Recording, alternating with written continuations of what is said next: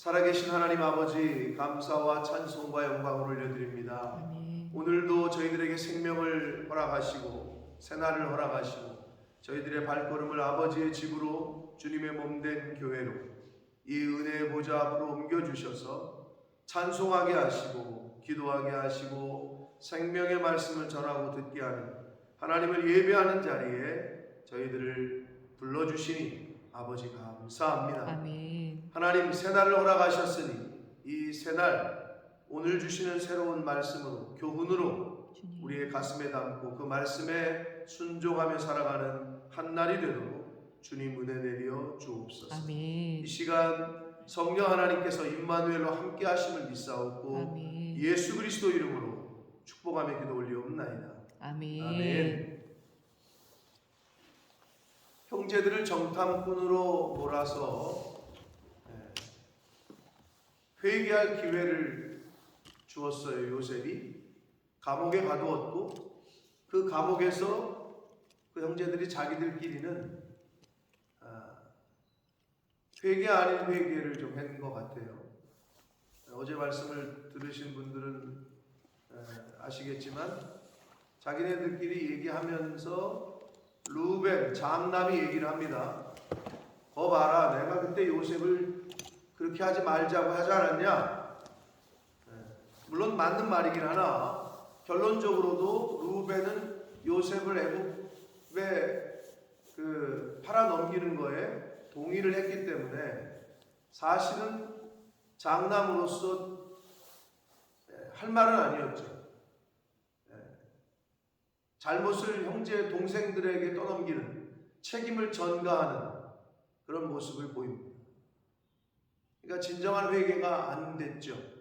그러니까 요셉은 어떻게 보면 형제들에게 충분히 형제들이 얘기를 할 때 12이 있는데 하나는 없어졌고 하나는 아버지에게 있다.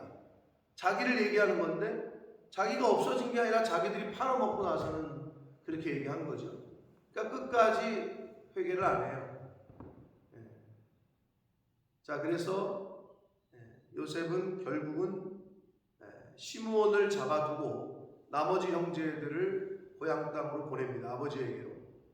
그래서 오늘 말씀이 그들이 이제 아버지께로 돌아가는 그런 장면인데 돌아가서 아버지하고 대화를 주고받는 그런 내용입니다.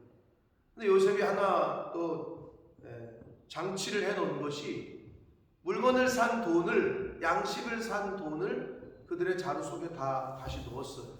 근데 그들은 몰라, 형들은. 근데 가다가 한 사람이 누군지는 성경이 알려주고 있지 않아요. 뭐 10명의 형들 중에 한 사람이겠죠. 나귀에게 이제 음식을 좀 먹이려고 자루를 열어보니 돈이 그대로 있네. 놀랍니다. 혼이 나가는 거죠. 이게 어떻게 된 거냐? 우리는 분명히 돈을 냈는데 왜 이 돈이 다시 여기 들어와 있느냐? 큰일 났다. 뭐 여러 가지 생각이 들었겠죠. 그래서 급히 아버지에게로 달려갑니다. 그래서 아버지에게 된 일을 다 얘기를 해요. 그런 과정에서 한 사람의 자루가 아니라 10명의 자루에 그대로 돈이 다 들었다는 것을 발견하게 되고 넋이 나갑니다. 이 사람들이. 그러면서 야곱은 이 큰일 났다. 도대체 어떻게 된 건지 모르나 너네들이 이제 요셉에 이어서 시므온까지 이제 죽이게 생겼다. 그러자 장남인 루벤이 또 얘기합니다. 그러니까 장남은 장남인 것 같아요. 계속해서 이야기를 하는데 마지막까지 결론은 못 줘. 이야기는 하지만 책임지는 행동이 보이지 않았는데 여기서는 베냐민을 데려가게 해달라. 그러면 다 살릴 수 있다. 만약에 그렇게 안 되면 자신의 두 아들을 죽여라. 그러니까 굉장히 이번에는 좀 책임감을 가지고 얘기하는 듯하게 보입니다. 자, 그런데 야곱이 이야기를 합니다. 절대 못 보내는 거. 근데 여기서 아버지 야곱이 이런 표현을 씁니다. 마지막 38절에 보면 야곱이 이르되 내 아들은 너희와 함께 내려가지 못하리니 그의 형은 죽고 그만 남았습니다. 만일 너희가 가는 길에서 재난이 그에게 미치면 너희가 내 흰머리를 슬퍼하며 수올로 내려가게 함이 되리라. 한마디로 베냐민까지 못 일 당하면 난 죽는다 이 얘기예요. 수올로 내려간다는 표현은 지옥 또는 무덤에 내가 무덤으로 가 있을 거다 이런 얘기예요. 그러니까 베냐민까지 못 일 당하면 나는 죽는다 이런 얘기예요. 자, 이게 이제 오늘 발락의 스토리입니다. 그런데 이 사단이 어떻게 보면 왜 일어났어요? 요셉이 형들에게 미움을 받고 애굽으로 팔리는 사단이 물론 큰 틀에서는 하나님의 섭리 가운데 하나님이 요셉을 총리로 만들어야 되니까 뭐 이렇게 큰 의미에서는 그렇게 얘기할 수 있으나 사건의 발단은 요셉의 꿈 이야기도 그렇지만 그 이전에 채색 옷을 입어서 지어서 입혔단 말이에요. 야곱이 즉 편애를 했단 말이에요. 편애. 왜? 자기가 사랑했던 여자 4명의 부인 중에 정확히는 2명은 첩이고 라헬의 아들이었단 말이에요. 요셉과 베냐민. 그러니까 그게 그대로 드러나는 거죠. 그러니까 채색 옷을 지어 입혔어. 그러니까 형들이 미워하고 시기할 수밖에 없죠, 당연히. 근데 오늘 보니까 아직도 정신을 못 차렸네. 야곱 아버지가. 내 아들은 너희와 함께 가지 못한다. 그러면 너희는 아들이 아니야? 나머지 10명은 요셉과 베냐민을 제외한 나머지 10명은 지금 너희라고 번역을 했고 내 아들은 누굴 말하는 거예요? 베냐민을 말하는 거죠. 그럼 베냐민만 내 아들이고 나머지는 너희야 그냥? 야곱의 편애가 여실히 드러나는 거예요.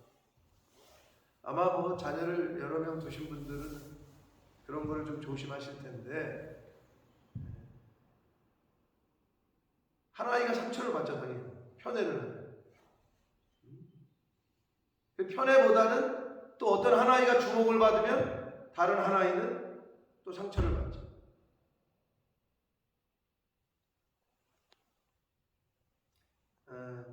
제가 아들이 둘이 있는데 승혁이가 이 영상을 또 보게 될지 모르는데 요즘 새벽 예배를 매일 듣는다고 합니다. 제가 잘 몰랐지만 어떻게 보면 아버지 저의 실수지요. 어려서 한국을 가면 이제 승우가 뭐 신문 기사도 나고 한국의 축구 유망주 해가지고 기사도 났었으니까. 그러면 이제 다니면 사람들이 계속 물어보는 게 얘예요? 얘가 축구하는 걔예요? 승혁이한테. 근데 승혁이는 어린 나이지만 그게 굉장히 상처가 됐다. 어디를 가도 승우가 주목을 받으니까. 제가 그거를 좀 지혜롭게 써야 되는데 저는 지나가다가 또는 누구를 만나면 자꾸 그 얘기부터 물어보니까 그러면 얘는 아니고 얘예요. 근데 이제 얘가 그게 상처가 됐던 거고 자기가 아버지 엄마한테 나는 뭐지? 자기 존재감에 대한 승우는 계속 사람들이 칭찬을 하고 주목을 하니까 그럼 나는 뭐지? 이런 생각을 했던 것 같아요. 나중에 커서 이야기하더라고요. 근데 자의가 아니더라도 제 의도가 아니었더라도 제가 그걸 좀 지혜롭게 써야 되는데 너무 미안하더라고요. 그 부분이. 그러니까 어려서 걔가 느꼈던 그 감정이 굉장히 컸던 거예요. 사람들이 계속 그 얘기를 하는 거예요. 가는 곳만. 얘가 편애하고는 좀 다른 의미인데 그만큼 조심해야 되잖아요. 하물며 부모가 진짜 편애를 한다. 이거는 다른 형제들 입장에서는 절대 이거는 뭐 상처가 될 만하죠. 그러니까 요셉의 형들이 그러니까 죽이지 않고 그냥 애굽에 팔아 넘긴 거란 말이에요. 그러니까 그 원인이 야곱 아버지의 어떻게 보면 자기가 사랑했던 여자의 아들이었고 그러니까 편애를 했는데 여기서도 여실히 그렇게 드러나는 나고 있다. 우리가 하나님의 사랑은 편애하시는 사랑이 아니랍니다. 하나님은 성경에 뭐래요? 모든 사람이, 온 인류가 구원을 받기를 원한다. 이렇게 말씀하고 있어요. 모든 사람. 똑똑한 사람, 좀 깨끗한 사람, 배운 사람만 구원받기 원한다. 이러지 않으셨다. 그러니까 이게 교회가 왜 그게 어렵냐? 세상에서는 재단을 한단 말이에요. 당신은 우리 멤버가 될 자격이 없어. 자르고. 당신은 그런 위치가 안 돼. 자르고. 세상 사람들의 조직은 그래요. 그럴 수 있어요. 세상이기 때문에. 각 조직에 맞게. 당신은 우리 회원의 자격에 맞질 않아요. 자르고 할 수 있어요. 근데 교회는 그랬다간 하나님의 뜻도 아니고 그래서는 안 되는 곳이죠. 마약 중독자도 와야 되고, 술 취한 술 중독자도 와야 되고, 사기꾼도 와야 되고, 다 와야 되는 곳이야. 그러니 여러 사람이 다 몰려 있으니 시끄럽죠. 내 마음에 안 드는 사람이 있죠. 성격 다르죠. 자라는 배경과 배운 지식도 다르죠. 근데 이걸 어우르게 가야 된단 말이에요. 그러려면 어떻게 해야 돼요? 온 성도 한 사람 한 사람이 자기를 죽이는 수밖에 없어요. 근데 내 마음에 안 든다고 저 사람 왜 저래? 내 마음에 안 든다고 저 사람은 또 왜 저래? 서로 삿대질하잖아. 그 교회는 뭐 차라리 없는 게 좋지. 그건 교회가 아니야. 그러니까 나를 못 죽이면 내가 내 스스로 나의 성질과 내가 배웠다는 교양과 내가 배웠다는 지식을 사도 바울처럼 분토와 같이 배설물처럼 여기지 않으면 그건 교회가 될 수가 없어요. 바울이 못 배웠을까? 당대 최고의 지식인이었고 글 쓴 거 보세요. 신약성경에 그 14권을 쓴 글을 보라고. 지금의 신학자들도 잘 분간하기 어려운, 해석하기 어려운 깊이가 있단 말이에요. 그런데도 뭐라고 표현해요? 내가 가진 지식은 다 배설물과 같다. 그리스도를 아는 것이 가장 고귀하다. 이런 표현을 하잖아요. 그러니까 새벽 성도들은 나를 죽이는, 신앙생활은 내가 늘 말씀드리지만 복 받으러 오는 게 아니라 나 죽이러 오는 거예요. 하나님 저 좀 죽여주세요 하고 오는 게 교회라고. 나를 죽이는 것이 하나님 앞에 갈 때까지 해야 될 내 성질과 내 성품과 내 속에 있는 죄성과 이런 거를 죽이려고 뿌리 뽑으려고 그가 하는 게 신앙생활이거든. 근데 교회 와가지고 내 마음에 안 든다고 그러고 내 마음과 뜻이 안 맞는다고 그러고 어떻게 맞아? 내 마음에 맞는 사람들만 어떻게 데리고 있냐고. 그렇게 했던 세상의 모임도 다 깨지는 판인데 사람은 그만큼 매일매일 조석변으로 변하는 게 사람이고 화장실 들어갈 때 다르고 나올 때 다르는 게 인간이거늘 어떻게 교회가 그럴 수 있어요? 그러니까 나는 죽고 오직 초점을 다 하나님의 말씀에 맞추는 그 순간에 그래도 교회가 성령의 은혜로 이게 되어져 가는 거지 절대 되지 않아요. 가정에서도 마찬가지죠. 가정에서도 형제들이 내 뱃속에서 나왔지만 다 달라. 어떻게 그렇게 다른지 모르겠어. 우린 둘밖에 없는데도 어떻게 그렇게. 예를 들어서 승혁이는 이 음식을 좋아하면 수구는 또 이건 싫어해. 똑같은 적인데 왜 이렇게 다르냐. 같은 것도 있지만 달라.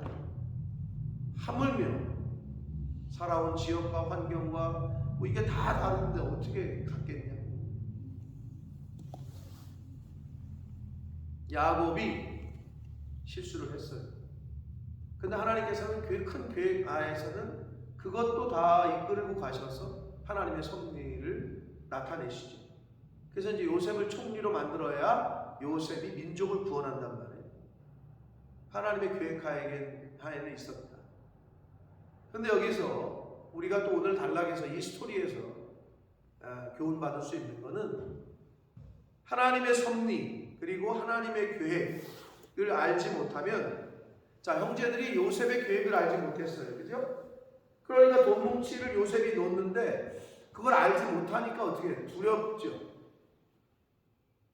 이거 마찬가지로 하나님의 계획하심과 섭리를 우리가 깨닫지 못하면 우리 인생 가운데 만나는 내가 예상하지 않았던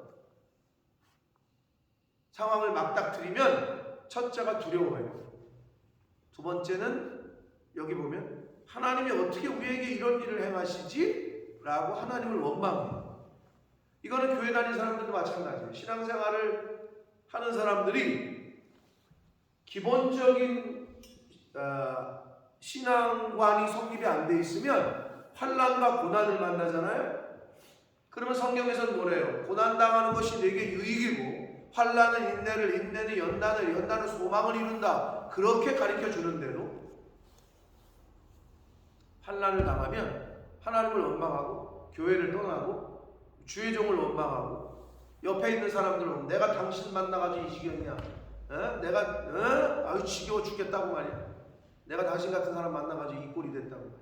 이렇게 옆 사람을 불러일고 합니다. 근데 제가 며칠 전에도 말씀드렸던 이지선 자매의 그 스토리를 이화여대 4학년 졸업반인 상태에서 신호대기 중인 차를 만취한 운전자가 음주운전을 해가지고 뒤에서 들어받았고 들어받치면서 가만히 서 있다가 그냥 날벼락이지 받치면서 차에 불이 나서 얼굴 중심으로 온몸에 화상을 입었고 손가락은 잘리고 조막손이지 이렇게 막 몇 개가 잘려서 얼굴은 완전히 외계인처럼 변했던 이지선 자매 20년이 지나서 이화여대 모교회 교수로 임용이 됐고 한동대학교에서 6년을 사역하다가 이제 모교회 이화여대 교수가 됐어요. 근데 20여 년 동안 하나님 앞에 자기도 그랬대. 차라리 죽여달라. 너무 고통스러우니까. 그래서는 여러분 그 화상이 제일 고통스럽대요. 화상. 불에 대해. 지금도 얼굴은 사실은 뭐. 근데 이제 많이 좋아지긴 했는데 제가 10년 전에 봤을 때 저도 직접 봐서 이제 악수도 하고 했는데 그 느낌 자체가 그리고 얼굴을 대면하는 것 자체가 전혀 아무렇지도 않게 허그하고 악수하기가 솔직하게 말하면 조금 힘들 정도의 상태였어요. 근데 지금은 많이 좋아지긴 했더라고. 왜냐하면 피부가 계속 이렇게 수술한 게 땡겨지고 이렇게 하니까 그걸 또 해야 되고 또 해야 되고. 근데 그분의 고백은 이렇게 표현하는 게 인상적이었어요. 이번에 유키즈 온 더 블럭이라는 그 프로그램에 나와서 스토리를 좀 얘기하는데 역시 기독교인은 다르고 역시 하나님의 사람은 다르다는 게 느껴진 게 이미 자기는 가해자도 참 나쁜 사람이지. 내가 볼 때는 한 번도 찾아온 적이 없대. 죄송하다고 미안하다고 찾아온 적도 없고 자기도 누군지도 모르고. 그런데 그러다 보니까 가해자, 피해자. 내가 피해자. 그러니까 내가 피해자로서의 삶을 사는 게 싫어서 어떻게 생각을 바꿨냐. 사고를 당했다라고 생각을 안 하고 사고를 만났다라고 자기는 생각을 바꿨다. 당했다 그러면 피해자잖아 내가. 그래서 어떻게 봐? 사고를 만났다. 누구든지 우리도 사건, 사고를 만나죠. 이게 그 사람의 관점의 변화예요. 그래서 자기는 이제는 그 사람 얼굴도 모르지만 괜찮다. 근데 그 말이 굉장히 인상적이었어요. 사고를 당했네. 그게 아니라 사고를 만났다는 거예요. 하나님이 왜 만나게 하셨을까? 그 사고를 통해서 하나님이 갖고 계신 뜻이 있으시겠죠. 근데 우리는 조그만 사고건 큰 사고건 만나면 당황해. 아니 나의 인생의 주인이 하나님이라고 믿는다면 왜 당황을 해? 하나님 왜 나를 이걸 만나게 하셨을까? 거기서부터 출발해야 되고. 근데 성경은 이미 우리에게 다 가르쳐 주셨어. 환난은 너의 소망을 이루는 출발 단계다. 고난은 너에게 유익이다. 이미 다 알려주셨으면 어떤 큰 고난이 오잖아요.